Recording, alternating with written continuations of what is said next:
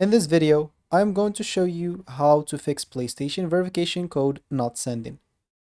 So before troubleshooting, the best thing that you'll need to start with, or the first thing that you'll need to do, is checking the PlayStation network status.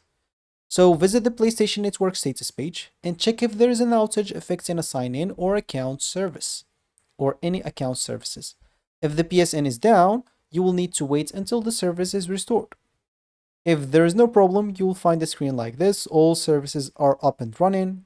If there is an issue somewhere, like on account management or something like that, you'll be able to see it on the PlayStation Network page. If that is good, you'd like to check or verify your phone number. Make sure that your phone number is correct, your phone can receive SMS messages, and you're using the same name linked to your PlayStation account. Wait as an example, if you send your message and you receive nothing, wait about 30 to 60 seconds, then tap resend code again. Avoid requesting too many codes in a short time, as can temporarily delay new messages and can lock you out a little bit. So try not to do that.